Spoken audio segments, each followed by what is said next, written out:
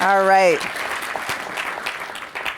I'm pleased to tell you that you all in this room have officially unlocked your next level of nerd status. Because the weather out there, I'm telling you, I would not come to hear myself speak if it was there. So you are in a new breed, a new classification of nerddom. Welcome. All right. So what keeps me going? What keeps me going at a time like this? It in part is remembering that we are part of a much, much longer freedom struggle, that many people have done the work to even allow some of us to be in this room. And what some don't realize is that this long freedom struggle has often been concerned with data, technology, its relationship to justice. Whether we think about W.E.B. Du Bois, on your left, you see his data visualizations that he created over time about the condition of Black life in the United States. Or on your right, the publication by Ida B. Wells using statistics and storytelling to wage a campaign against domestic terrorism in the US, namely lynching, as a form of racial control. She traveled the world speaking about the abhorrence of lynching. And so again, thinking about this tradition, the words of MLK come to mind when he said, "We have guided missiles and misguided men." Many people don't really associate MLK as being, say, a philosopher of technology. But in fact, many decades ago, to an audience at Stanford, no less, the belly of the Silicon Beast, he said, "When machines and computers, profit motives and property rights are considered more important than people, the giant triplets of racism, extreme materialism, and militarism are incapable of being conquered." For that reason, thinking about this kind of ancestral legacy that we all inherit, I'd like to take a moment to pay respect to our ancestors, past, present, and emerging. Emerging because to talk of emerging technologies as we are today necessarily evokes visions of settling the future, a future that's too often cast as white and post-human, with indigenous, Black, and other racialized people locked into a dystopian present. Which is why Anishinaabe professor Grace Dillon encourages Native, First Nations, and other indigenous researchers and authors and artists to speak back to the colonial tropes of science fiction, and I would add science. Dillon explains, indigenous futurism advocates for the sovereign. It dares to let indigenous creators define themselves and their world, not just as speaking back to colonialism, but as existing in their own right. That is not to say that the past is ignored, but rather it's folded into the present, which is folded into the future. A philosophical wormhole that renders the very definitions of time and space fluid in the imagination.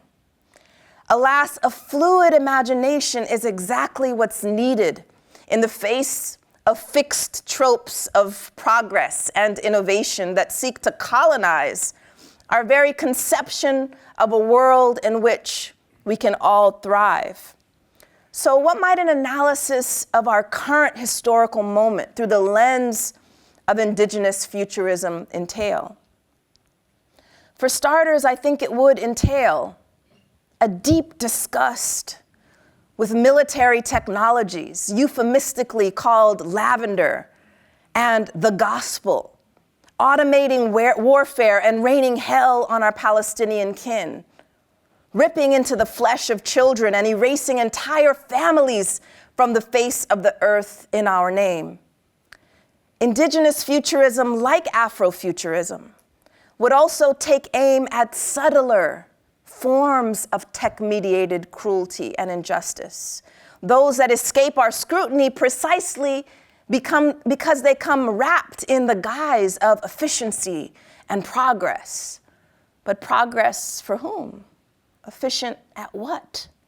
we have to continuously ask, especially now given the emergence of the so-called Department of Government Efficiency in the heart of US empire. But not only has higher education become ground zero for this standoff between the broligarchy and democracy. I think it should give us pause that the same person, J.D. Vance, who at the Paris AI Summit last month pronounced that, quote, our schools will teach students how to manage, how to supervise, and how to interact with AI-enabled tools as they become more and more a part of our everyday lives, also gave a speech in 2021 titled, "The Universities Are the Enemy." In his words, if any of us want to do things we want to do with our country and for the people who live in it, we have to honestly and aggressively attack the universities in this country, he said. More recently, Chris Rufo, in describing his self-proclaimed counter-revolution blueprint, says that, quote, in attacking the Department of Education, the Trump administration must go after, quote, the ideological programs, the grants for critical race theory and gender ideology and liberatory pedagogy, whatever you may have, all of that needs to just be burned to the ground. I mean, really, truly, it needs to be gutted and dismantled. And finally, in describing students who we see putting that liberatory pedagogy into practice by opposing a US-funded genocide, Palantir CEO Alex Karp said, we kind of think these things that are happening on college campuses are a sideshow. No, they are the show.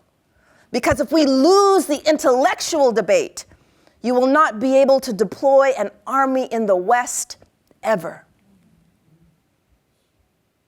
My point is that, one, we should think carefully about the fact that many of the most influential AI boosters are also the most vocal higher ed attackers. Two, if those attacking higher ed understand the dangers of liberatory pedagogy, then we sure as hell need to embrace its power for social transformation. So let's get started. If I had to boil down the stakes of why we need to reimagine the default settings of technology and society, I'd say it's the question here: who owns the future? Or more precisely, what values, knowledges, aspirations, desires, and worldviews are guiding or colonizing our shared future? So while we're sold a never-ending barrage of fantasies and fears about artificial intelligence, I want to draw our attention to another kind of AI: ancestral intelligence. That is, the knowledge and know-how born under the rubble of progress. The kind of intelligence lacking in those men King referred to when he said, we have guided missiles and misguided men, though misguided is putting it mildly. Ancestral intelligence goes hand in hand with yet another kind of AI that I want to dig more into, and that is abundant imagination. While ancestral intelligence is about what we inherit, abundant imagination is about what we pass down to future generations, a point to which I'm going to return at the very end of the talk, so stay awake. But first, I thought I'd share with you how I came to think seriously about the vital role of imagination in our lives. In his book, Freedom Dreams, historian Robin D.G. Kelley writes, without new visions, we don't know what to build, only what to knock down. We not only end up confused, rudderless, cynical, but we forget that making a revolution is not a series of clever maneuvers and tactics, but a process that can and must transform us.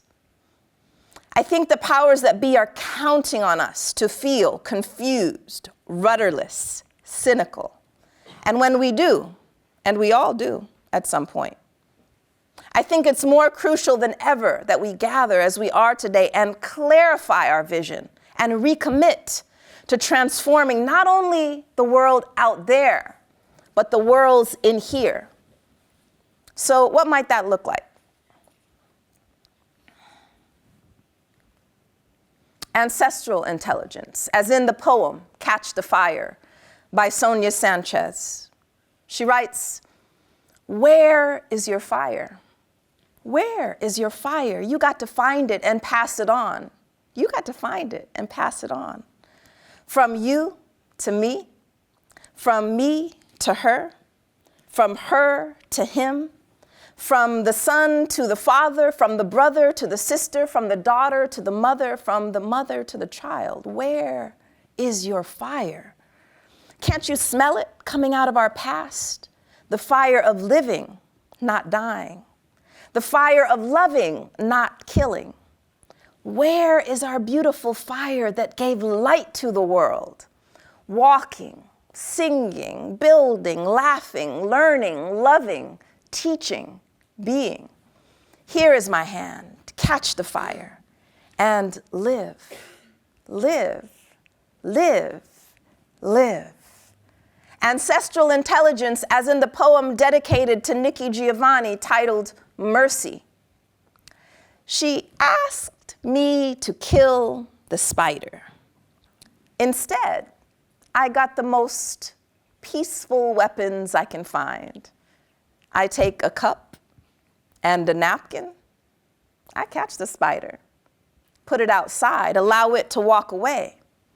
If I am ever caught in the wrong place, at the wrong time, just being alive, not bothering anyone, I hope I am greeted with the same kind of mercy. Ancestral intelligence, as in the poem Love by Ursula Rucker. On this day, there will be no talk of war or politic or disaster or death. Love is alive today, so we will speak only of love. There will be only love on tongue and lip and in heart and thoughts. And it won't be that Hollywood type of love. Oh no, not dime store novel love, not mainstream music love, and certainly not TV love. Love, love, you know, love. Love that has been worked on like gardens and term papers. Love that has been nurtured, and like children, love that falls, crashes even, burns, but dusts off, fixes up and rises more brilliant than before. Phoenix love. Yeah, Phoenix love. So let us speak only of love. No herbal over-the-counter love, real healing love, like God love, like mother's love, lover's love, child's love, like best friend love, change the world love, human love, humans love. Love soft, love hard, but just love. Enjoy this new garden, work on it together, and it will be perennial. It will grow year to year. It will be beautiful. It will win blue ribbons and everything. Folks will come from far and wide just to see it and wish they had it, had this kind of love. I draw upon poetry to remind us that creating a just world requires more than new policies and laws, but a new poetics, by which I mean creative care and attention to how we treat and value one another. I draw upon poetry because poetry is easy to underestimate. The same way it's easy to underestimate how our individual actions and decisions can shape the world around us. Sitting next to a 3-inch tomb of a book, a poem appears frivolous and slight, but a poem can slice into your insides and open you up to the world like 1,000 footnotes never could.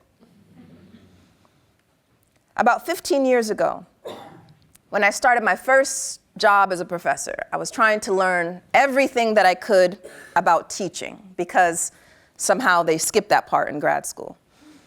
And I came across a famous study conducted by NASA that was focused on creativity.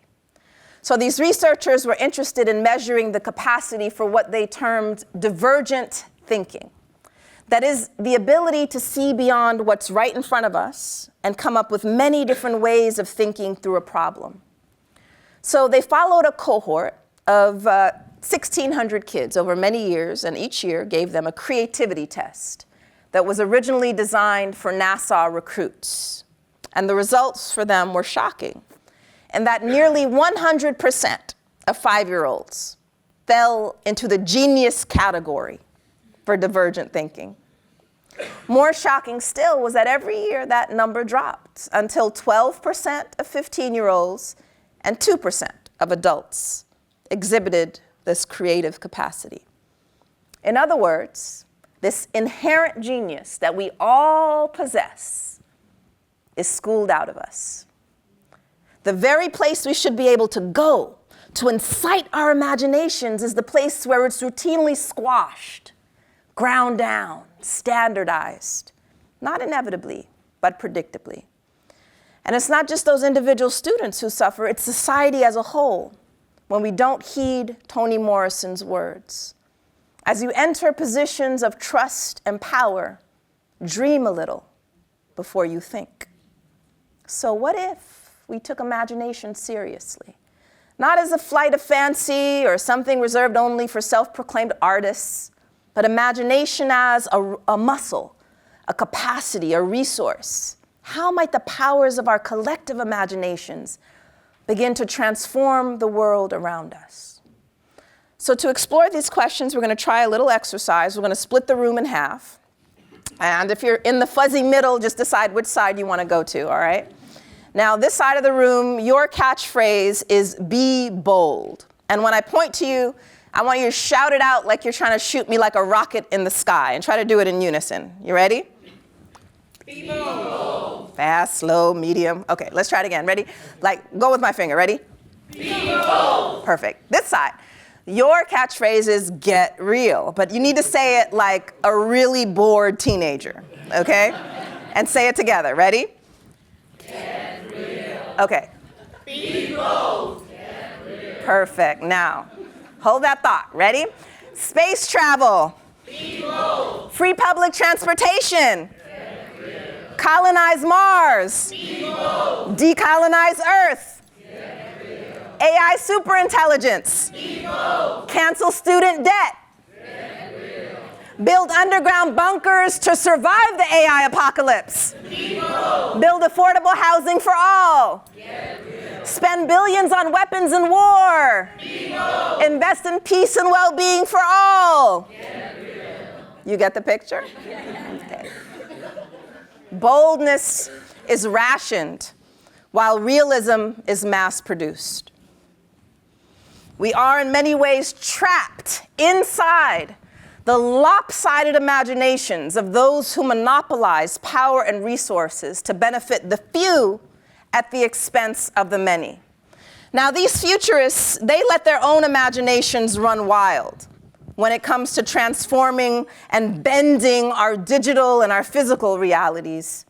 But their visions grow limp when it comes to actually transforming our social reality so that everyone has the chance to live a good and meaningful life. So what would it look like to be bold when it comes to our social visions? I think it starts with slowing down, asking different questions. Here, this particular line from Toni Cade Bambara is a touchstone for me. Not all speed is movement, she writes. I apply that to so many areas of my life, personal and professional. We're always racing after things. Not all speed is movement. But I think about it also in light of technological speed, the race to create bigger, faster, shinier systems. Again, in all the things we skip over, the questions we don't ask, the communities we don't consult. Here you see two images, one from a prior era of racial domination in the US in education. The image on your right is from the first few weeks of the pandemic. Students were sent home, you couldn't take all those important tests that, determine your future. In the UK context where this image was taken, they couldn't take their A-level exams. And so the government decided to use an algorithm to predict their grades. And predictably, students that went to more working class schools, diverse schools, their grades were predicted as lower than their wealthier, whiter counterparts. And they had a lot of poetic things to say about those algorithms, as you see here. One sign in particular is really instructive. Here, this student is making a connection and saying our grades should not equal our postal codes. This is really important because it's reminding us that this algorithm didn't create the problem from scratch. It's reflecting and reproducing existing forms of inequity encoded in the geography of the city, of the country. So we can't just be concerned about the impacts of technology or the impacts of the algorithm. We have to be concerned with the inputs, the social inputs. The conversation can't start with technology and say, oh, what impact is it having on us? It has to start with society and say, how is it inputting? How is it shaping, conditioning the technologies that we're producing? So as we zoom out and ensure that we have that larger frame, what we'll find is that there are two powerful stories that are routinely told and that we end up telling about the relationship between technology and society. The first story on your left is what we might call the techno-dystopian narrative, the idea that the robots, here a heuristic for emerging technologies, the robots are going to slay us. They're going to make everything, rob us of our agency. They're going to take all the jobs, everything bad associated with technology. And of course, this is the narrative that Hollywood loves to sell us. The Terminator, the Matrix, the list goes on. On your right is what we might call the techno-utopian narrative. The idea that these technologies are going to save us. They're going to make everything more efficient, more fair. If only we would hand over our decisions to these automated systems, we'd be in better hands. And of course, this is the narrative that Silicon Valley works 24/7 to sell us. Now, on the surface, these sound like opposing narratives, right? They have different endings, one in which we're slayed, one in which we're saved. But they actually share an underlying logic, what we would call a techno-deterministic logic, which is just a fancy way of saying that we assume that technology is in the driver's seat, propelled by a will of its own. It impacts us, but the humans behind the screen are missing from both of those scripts. The values, assumptions, ideologies, worldviews, desires that get encoded into these digital systems. And as it stands, there's a small sliver of humanity that see it as their prerogative to be bold, that are imposing their visions on the rest of us. So as a first step in pushing back and reimagining this relationship, we have to question who and what gets a say. And in my view, this helps to explain why higher ed is under such brutal attack, because this is where we began to expand who and what gets a say in shaping our collective future. We challenge that monopoly of perspective and views and visions. And so what does it look like to pull back the screen, to think critically and creatively about these technological systems? Easier to do in hindsight often, historically. When we look to, for example, the role of IBM in enabling the Nazi Holocaust. Individuals just going to work, clocking in and out, putting their head down, doing what they're told, collecting data, and that data used and enrolled to create mass genocide. Train schedules, population counts, census. People not raising their head and asking, what am I doing? How am I contributing to, as one author calls it, a bureaucracy of evil? We often associate this period with a few big bad boogeymen, rather than the idea that it takes a village to commit genocide. It takes a bureaucracy to enable it. What are the bureaucracies of evil operating right under our noses today, where we're being asked to clock in and out, put our heads down, not ask any hard questions? So when we look to the past, it's somewhat easier to do to think critically about the role of data, deadly data. But when we look to the present, it becomes more challenging. One of the reasons is because so often these initiatives are wrapped in the rhetoric of do-gooding and beneficence. We're collecting this and doing this to help you, right? One example of many we could point to. St. Paul, Minnesota, the school district joined forces with the police department to create the so-called Community Innovation Project. All the right words, sounds great. Who could argue with that? Community, yay, innovation, woo. But when the community members got wind of this idea, which was a data sharing initiative that would have collected all of this information about youth in the city in order to create risk assessments, to label youth low, medium, or high risk of what? Of becoming future criminals, future encounters with law enforcement. Community members heard about this and they said, hold up, hold up, hold up. They looked beyond the rhetoric, beyond the buzzwords, and said, why in heavens should we trust you? You who are, all the sources of this data, quote, suspension records, attendance records, whether kids were involved with child protective services, whether they had family members in jail or prison, all the sources of data, none of these institutions ever worked in the best interests of our young people. Why now, under the guise of the Community Innovation Project, should we trust that these assessments aren't just going to further stigmatize youth and alienate them as a proxy for policing? And so what they did for a year, they met, they gathered in town halls and libraries after school, and together as a community, not only did they put an end to this Community Innovation Project, but they took an extra step. They said, give us the resources that you're about to pour into this data sharing project. Let us decide what will actually be in the best interest of the youth in our community, we who actually care about them. And so they're instructing us, they're showing us that we have to be critical and creative. We have to know what we're against and what we're for, uprooting and seeding. Because both of those go hand in hand. In academia, we're very good at the first step, right? The critique, the uproot, the deconstruct, right? But now we have to build our capacity for the creative, for the seeding, to be able to name the world that we actually want, not just the one that's killing us. And so when we think about this taken together, one of the provocations I want to suggest when it comes to AI in the mix, one of the buzzwords that's often used to name the supposed sophistication of these systems is that it's engaged in deep learning. But what I want to say is that computational depth, without that historical and sociological depth, ain't that deep. It's rather superficial. One way to think about all of the tech-mediated harms and problems that we have today is that precisely because the people who are creating these so-called solutions have a very elementary understanding of the society in which they're creating these for, right? They have the technical know-how, but have a very superficial understanding of history, society, culture. So this is a critique, yes, but it's also an invitation to say, let us think carefully about the different kind of knowledges that we need around the table.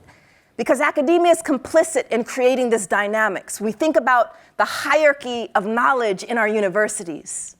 We have a name for it. We say it's the hard sciences, the soft sciences, right? The humanities, the arts are way in the basement, right? So when we think about how these hierarchies of knowledge, even when you have so-called interdisciplinarity and you have different representation around the table, we still all know which one is taken more seriously, which one is given more value. This hierarchy of knowledge maps on to the kinds of dynamics that we see then in industry, where a company will have like a resident philosopher in the house, or token sociologist, right? And oftentimes that just rubber stamps business as usual. They're going to do what they're going to do anyway, but now they can say, oh, look, we have a sociologist on our board, right? So we have to think carefully about the implications of this for the way that we organize knowledge in academia. Because as I mentioned at the start, talking about Vance, how we set things up here have direct implications for the way that knowledge and power is configured so out there, outside of this context.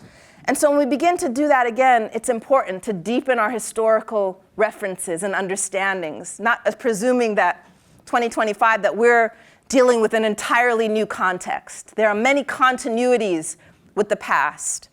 And so here you see a 1957 Mechanics Illustrated ad. It says, "The robots are coming, and when they do, you'll command a host of push-button servants." It goes on to say, "In 1863, Abe Lincoln freed the slaves, but by 1965, slavery will be back. We'll all have personal slaves again." Don't be alarmed. We mean robot slaves. So much going on here, isn't there? We could talk about it for the whole time. We won't. But I just want to point out a few things. One, take note of this date, 1957. What's happening in the social milieu? Who's usually, quote, dressing you, combing your hair, serving you meals in a jiffy? The free labor of women, exploited labor of black domestic servants, among others. These groups starting to push back against the conditions that they're working in, giving rise to the need or the desire to automate this domestic labor. That's part of how we can understand what the inputs are. But the other thing to notice is that one little word I've underlined for you. We'll all have personal slaves again. That tells us who the technology is for, does it not? Certainly not those who are the descendants of people enslaved the first time. And so without using those heavy words, race, gender, class, we get an understanding of who the future users or beneficiaries of this technology are, as race, as class, as gendered. So it's this larger frame when we think about what's being input and who is it impacting that needs to be part of our analysis and our understanding, not only historically, but into the present. So even as we expand our historical imagination, we have to do the same for our sociological imagination. So let's do that. The most popular ad during the Super Bowl a couple years ago was this Alexa ad. This woman goes into the store, she's shopping for a new digital assistant. The shopkeeper says, "Alexa can be anything you want." She says, "Anything?" She looks out the window and a bus is going by with Michael B. Jordan advertising his latest movie. So she imagines, wow, if Alexa can be anything I want, how about sexy black Alexa? So he becomes the embodiment of this digital assistant, and the commercial goes downhill from there. Because apparently she has a partner at home, and this guy's following her around, answering her every beck and call, until finally he's reading her an Audible in the bathtub. So, husband's knocking nervously on the other side of the door. Marketing genius. The question is this progress? It's certainly disrupting something. It's disrupting the usual white feminized voice of these digital assistants, right? So it's putting a black face to this digital status quo. But to answer that question, is this progress, we can't just analyze the technology or even the marketing. We have to know what else is happening in the social milieu that's giving rise to the need or the demand for this kind of diversity when it comes to our digital assistants. One of the things that's happening at the same time that this commercial airs is that workers in Amazon warehouses, the same Amazon that produces Alexa, are trying to unionize. They're pushing back against the exploitative conditions of their labor. So if we ask this black woman what her idea of progress is when it comes to technology, would it be sexy black Alexa? Or would it be changes to the algorithms that are intensifying the pace of work, making it such that you can't even stop to use the bathroom, you can't call in sick? As she says, they're breaking our bodies. Yeah, there's a high turnover rate, but why is that? Because they're breaking us. They're literally breaking us. So we can't settle for cosmetic change in the form of marketing.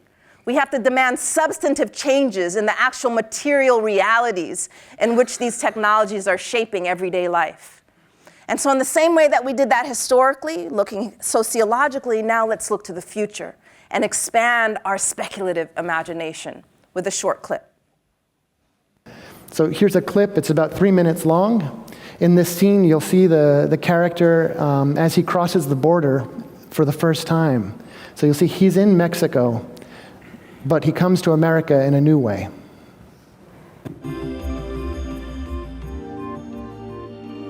Cerca de la colonia donde vivía, en las afueras de la ciudad, estaban las infomaquilas, los sleep dealers.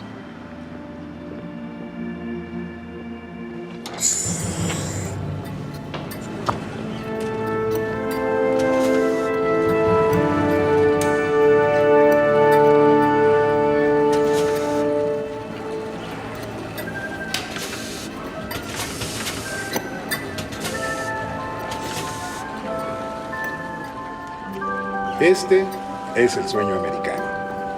Le damos a los Estados Unidos lo que siempre han querido. Todo el trabajo, sin los trabajadores. José está en un matadero en Iowa. Y María es niñera de una niñita en Washington. Ustedes tres van a estar en una chambota en San Diego.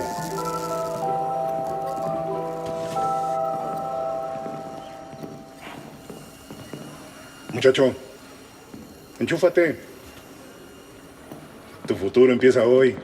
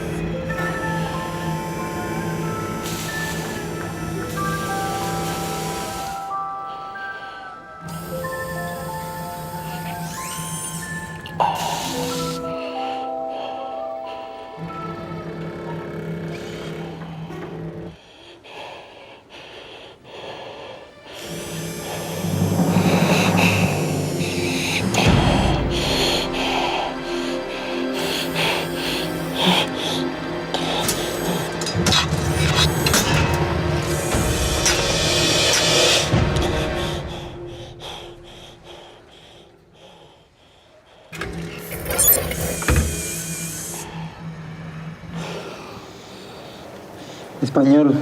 Okay. So here's a world in which migrant workers are replaced by robots who are controlled virtually by laborers in Mexico, carrying out a variety of jobs in agriculture, in childcare, construction, and more. Not only is it tech invasive, as we just saw, but it allows unprecedented surveillance. So if the worker falls asleep for an instant, the computer wakes her up, registers the lapse, and docks her pay. So Amazon on steroids. Fiction meets reality because when it comes to the so-called ethics of AI, we have to reckon with the armies of laborers, data workers in places like Kenya, content moderators in the Philippines, what some have called artificial intelligence, carrying out the ghost work that makes AI appear magical. Over the course of the film, Memo Cruz starts working at one such factory, which are called sleep dealers, because workers often collapse of exhaustion when they're plugged into the network too long. In this way, the film is reminding us how the fantasy of some, on one side of the border, rests on the nightmare of others. And that embodiment doesn't magically cease to matter when it comes to automation, but can actually become more intensified, intrusive, and violent. It's worth recalling that the etymology of the Czech word robot is drawn from the Slav robota, which means servitude, hardship. So anytime we're talking about robots in pop culture, it's a way to channel our anxieties about human dehumanization. And that very last moment, did you see it? Choose your language, reminds us that diversity and inclusion doesn't necessarily mean progress and liberation. We can be included into harmful systems. So again, we have to go beyond the buzzwords and rhetoric and ask those questions about what we're actually joining and being included into.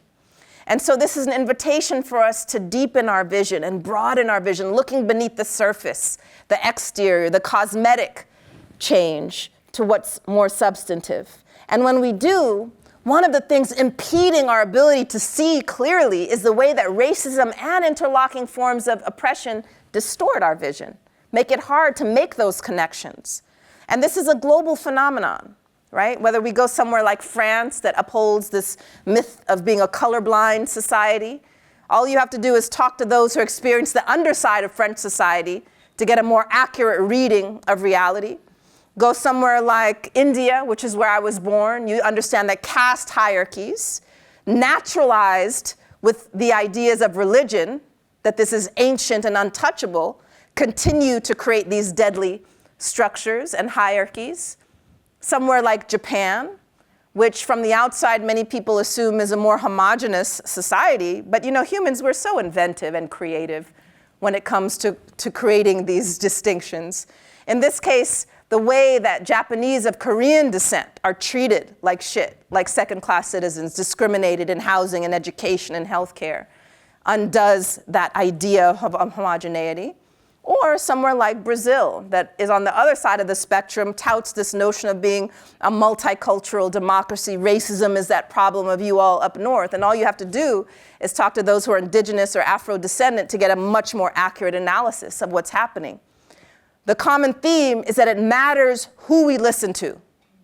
It matters because if your whole life you have to navigate these landmines, you have a much more accurate understanding of what's happening in this society that's not set up for you. And so it's about where we turn for knowledge and insight in our ability to read reality. One of the misunderstandings when we see this as a global phenomenon is that we start to get the impression that maybe this is just a human problem, like in terms of maybe it's in our DNA to be suspicious of others, right? To be tribal.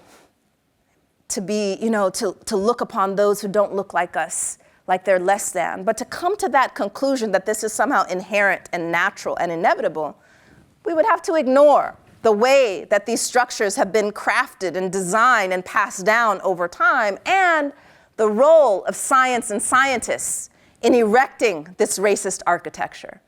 I want to linger on this point for just a moment because of where we are in terms of academia. It's too easy for us to say, racism, oh, that's a problem of those who are ignorant, those who are in the backwoods, in the trailer parks, right? And that would ignore the role of the so-called learned in the citadels of learning, in creating these ideologies and hierarchies and diffusing them, right? We distance ourselves from the origin story when we do that. One example of many I could point to is Georges Cuvier, renowned French naturalist during his day. What did Cuvier have to say? First, let me just say, if Cuvier was alive today, he would be like a named professor somewhere, right? He'd have all the grants, all the fancy titles, right? I say that to say he was like the big wig of his time. We can't distance and say, oh, he was a pseudoscientist, one. So what did he say? The white race with oval face, straight hair and nose, to which the civilized people of Europe belong and which appear to us the most beautiful of all, is also superior to others by its genius, courage, and activity. To which, of course, he compared the Negro race, marked by black complexion, crest of woolly hair, compressed cranium, flat nose. The hordes of which it consists have always remained in the most complete state of barbarism. Whew, a lot going on again, right? We could unpack for an hour. We won't. I'll just point out two things, maybe three. Imagine this racist structure. We can understand that the supposed superiority of whiteness needs a foil. It needs something else on the other side to hold it up, to make sense of it. And so the purported inferiority of blackness has often been that distinction, that way of understanding what makes something white. It's not black, all right? But notice how Cuvier is not talking in abstract generalities, vague generalizations. He's mapping these judgments onto something seemingly concrete, namely the human body. Why go through all the trouble, right? Measurements after measurements, publication after publication. He went on speaking tours, pronouncing these things. Why bother? Because the more that he and his colleagues could make these ideas seem scientific, that they're inherent, natural, genetic, immutable, fixed, God-given, the less likely any of us would question it, right? So another way to understand it is the durability of racism over time. The fact that in 2025 we're still having to struggle with this is precisely because it has been justified and produced using the ideas of science. And so one of the first things we can do yesterday is to begin to denaturalize these distinctions, these hierarchies and judgments, to question, just because we see it, to understand that we've been socialized to see these distinctions in certain ways. The last thing I'll say before bringing us back to the present is this. Sometimes when we hear these examples of scientific racism, we think, oh, you know, we can't judge these guys by our standards today. We're imposing our values onto the past. But to come to that conclusion, we'd have to ignore the people that were alive during Cuvier's own time, who were already refuting and questioning him, including his own student, one Frederick Tiedemann, who initially went to go sit at the feet of Cuvier, learn from him, he was going to be his guru, and then he started to read. And realized not only is this racist as fuck, but also the science is all whacked out. It's all fallacious, right? So Tiedemann started to do his own research, of refuting and proving essentially the oneness of humanity, right? This is really a lesson for students in terms of the paradigms that we inherit. You know, just because it's published doesn't mean it's right? You have the power and responsibility to question even those things that seem canonical and seem immutable and unquestionable. And so, again, this lesson about who we listen to, who we see in the present. The challenge is not only including those who've been excluded, like so much of our digital infrastructure can't even detect darker skin. Yes, it's a problem. But the other side of this, invisibility, is hypervisibility. It's being watched when you don't want to be watched. So we can't demand inclusion as a straightforward good, because again, we can be included into harmful systems. We need to have a broader analysis of what it is we're actually demanding. And so when it comes to all of the kind of smart infrastructure, whether it's smart policing, right, in our cities, or smart policing on our borders, the fact that we're being sold these high-tech solutions for social problems. One of the things to really grapple with is how smartness and intelligence itself is a eugenic concept, right? It's grown out of this legacy. So the fact that it's being applied to all of these different systems as if we should just trust it because you tell us it's smart, oftentimes the smarter they become, the more racist, sexist, imperialist they become, right? And so we need to disentangle that sort of rhetoric, which brings us home. Like the US, the EU currently employs a wide array of technologies to surveil and patrol land and sea, and to determine by way of algorithms who can and cannot cross its borders. The EU's border building efforts have produced 3 key outcomes: a pushing out of EU's borders, the proliferation of migrant camps, and a large death toll, including more than 20,000 individuals who've lost their lives trying to cross the Mediterranean to reach the shores of Fortress Europe, and many more held in camps paid for by the EU in Libya, in Algeria, and Morocco. Frontex, the agency in charge, brings together existing national systems from defense and disease control to maritime safety to all of EU member countries to create what it calls the system of systems. And these public systems are increasingly partnering with private enterprises, from global technology companies to military contractors, to achieve total surveillance of EU's external borders.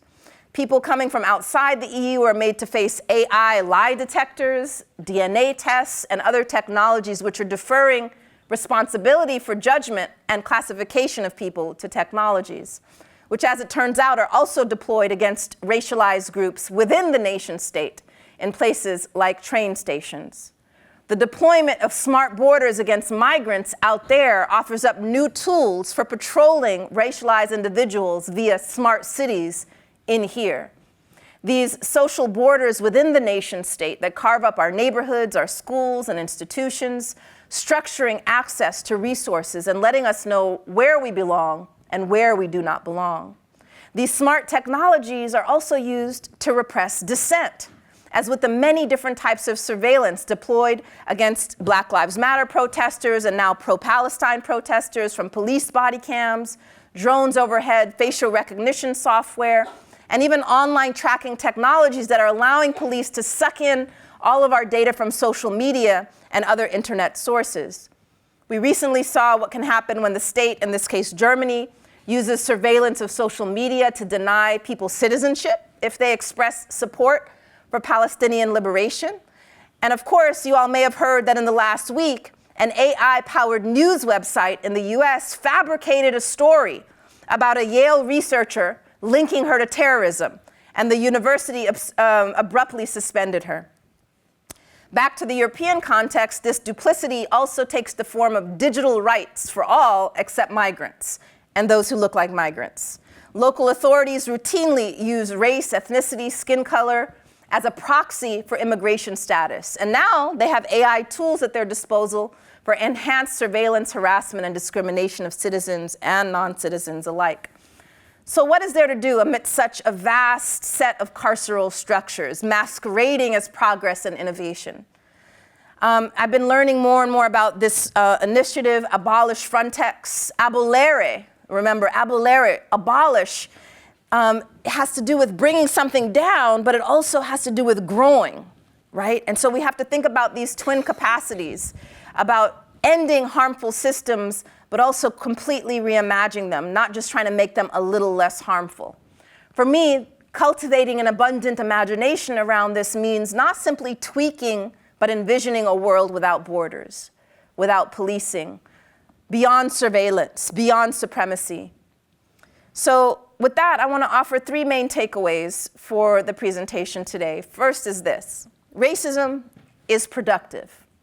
Not in the sense of being good, but in the literal capacity of racism to produce things of value to some, even as it wreaks havoc on others.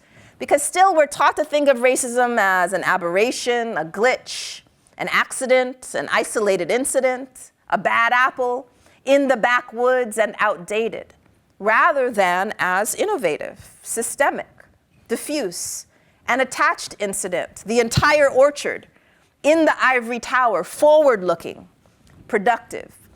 You know, in sociology, we like to say race is socially constructed, but we often fail to state the corollary that racism constructs. Secondly, I'd like us to think about the way that race and technology shape one another, because more and more people are accustomed to thinking about the ethical and social impacts, remember?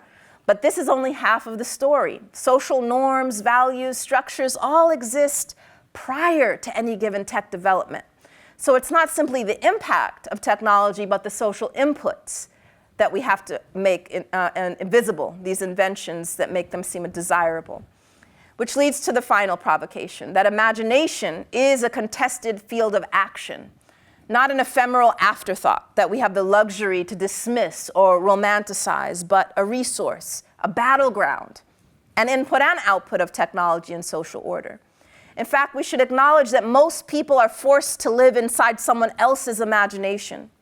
So one of the things we have to come to grips with is how the nightmares that many people are forced to endure are really the underside of elite fantasies about efficiency, control, profit.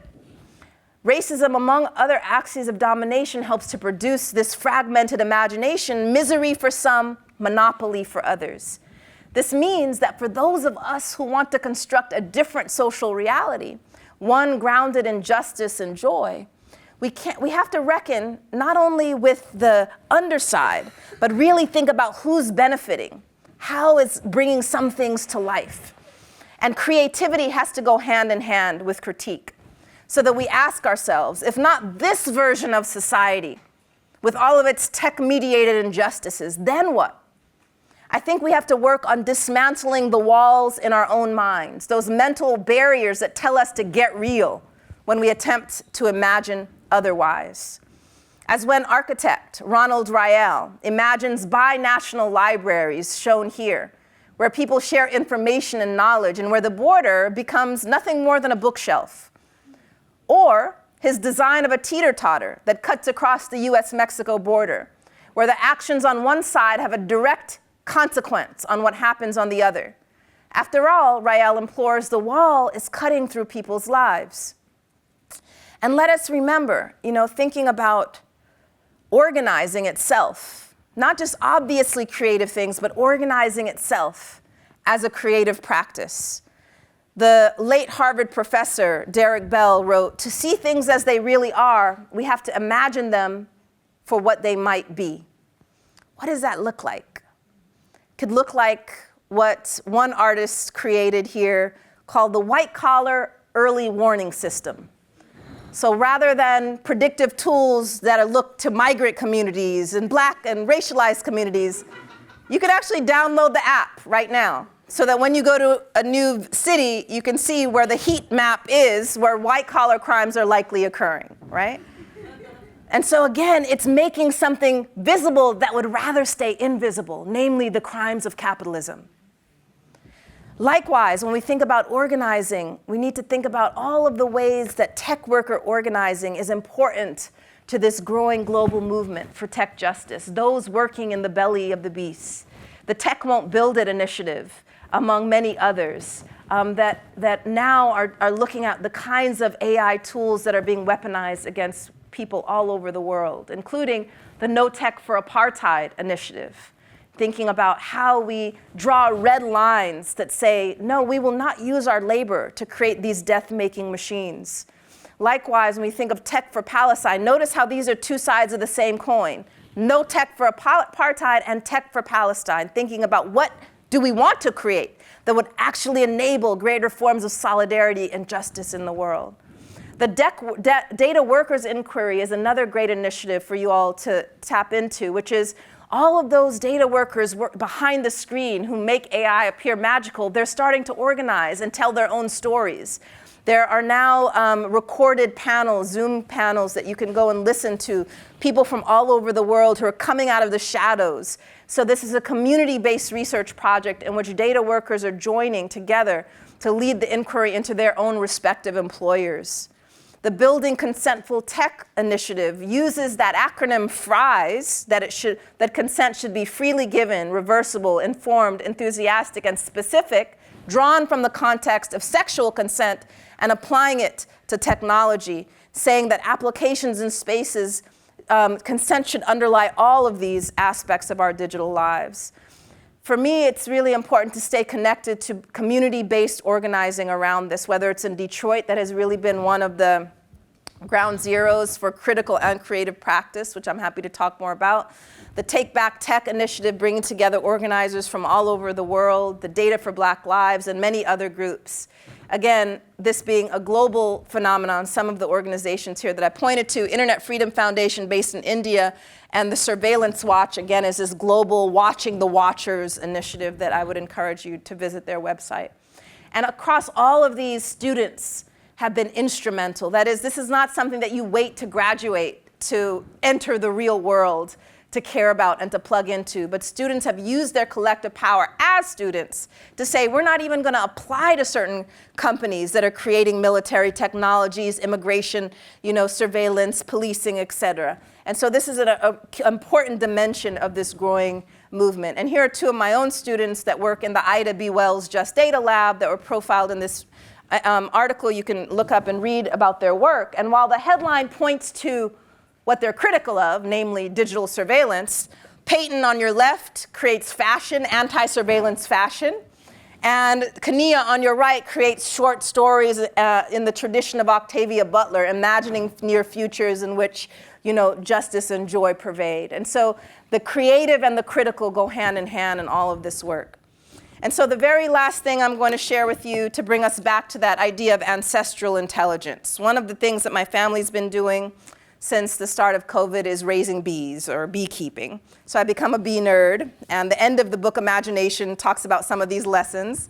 One of the lessons I think is most relevant for us is we sort of gird ourselves for the struggles ahead. And that is that the bees that were working in the backyard over the summer, right? Creating all this sweetness, all this sustenance, filling those hives with honey. Their lifespans are so short, they're actually not gonna live through the winter to benefit directly from all of that labor that they did. They're doing that work for the next generation of bees to ensure that that is transmitted and passed down as it was done for them. It's what we might think of as intergenerational solidarity. Similarly with all of us, as we create the sweetness, but also the stings, because the stings go hand in hand with the sweetness, we might not benefit directly in our own lifetimes, but really this is what we owe the next generation. In the Black community in the US, we have this saying that we often throw around. We say, I am my ancestors' wildest dreams. But I actually think the better question is whether we are our descendants' wildest dreams. Are we doing the work, creating the sustenance, the sweetness, the resources to ensure that they will thrive? So as our very last nerddom act, let us say together this word on the top: be visionary.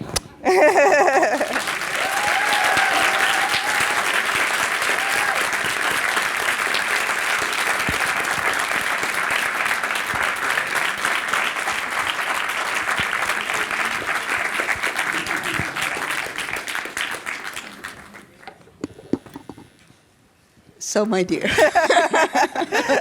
that has been just lovely. And I think all of us, we need to take a deep breath somehow. Yes. There has been a lot. Yes. I found it really interesting. Ruha, thank you so much. Pleasure. Excellent. Only towards the end, when you gave us a couple of examples, I almost forgot about the poems. Right? Yes, No, because we are so much... maybe even in the mood of the stuff that we need to criticize, of the destructive elements of many things in society, including the technologies. And I'm still stuck with something that we talked about also yesterday, or I mentioned yesterday, this different speeds. You know, a poem requires time. And you need to take the time for it, to really chew on the words, to let them get to you, to get to your heart, as it were. And because they are multiple, these words are multiple, and you need to give them that space. But the speed of these technologies, the speed of destruction, the speed of dismantling institutions, killing, the speed of killing, is so, devastating.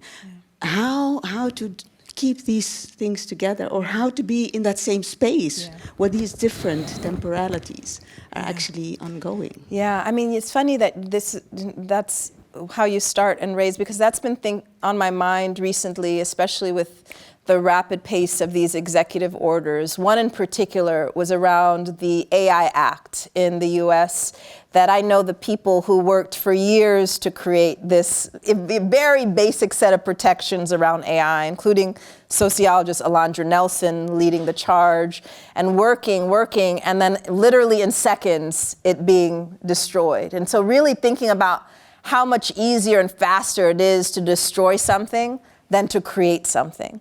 And so one of the implications for me, and perhaps for some of you, is really thinking about like how to use our little lifespans, our little bee lives. Where do we want to place our energies, right?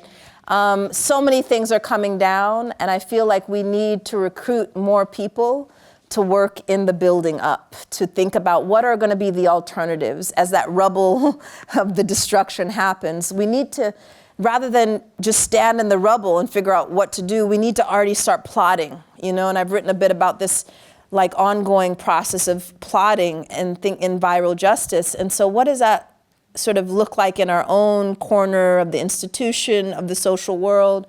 How can we contribute our life force to seeding something that we, again, might not necessarily benefit from, in the here and now, but people are going to be looking for the way to do things differently. But again, this idea of temporality and thinking about two things are happening at once, right?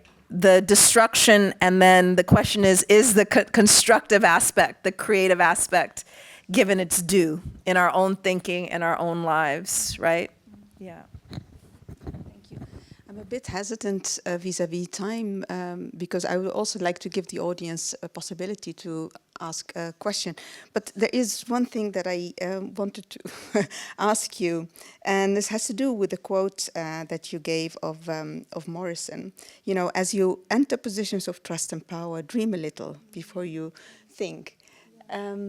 Can you say a bit more about that? I mean, I was wondering, like, should we do this every single morning when we go to work? You know, sitting at our desk, dream a little before we think. You know, should that be our mantra?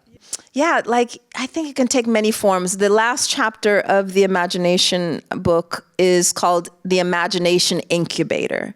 So it's a series of questions, prompts, activities that people can do individually, like in their own thinking and work, but really it's created to do collectively in different forms, in classrooms, in organizing spaces, in community centers, and so on. You know, thinking about collective imagination, not just kind of individual daydreaming, which also has its place. And then one of the things that we've done since then, I collaborated with a play scholar who I cited quite a bit throughout the book, and we created the Imagination Playbook. And it's a website, imaginationplaybook.com, which takes those written kind of discursive prompts that's about talking and making it a more embodied activities. So actual games, some that you will be familiar with, some that you may not.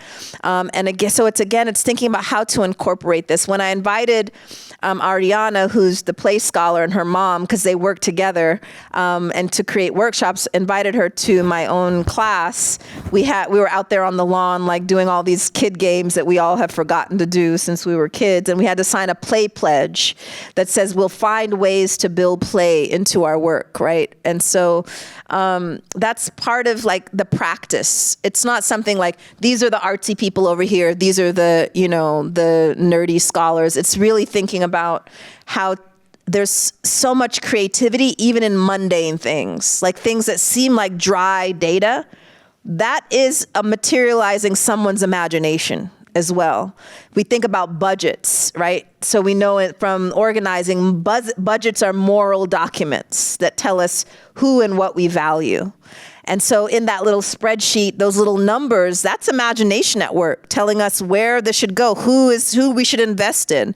So part of it is to not associate imagination as simply the explicit arts and creativity, but to look for it in less likely places that often have a great consequence in our lives. And this is, I think, also the point of you saying imagination is a battlefield, battleground. Exactly. There are different sorts of imaginations, and we also need to be mindful about what kind of imagined world we want to be in. Thank you so much. There is much more to talk about, much more. But for now, I really would like to thank first Amade for making this all possible.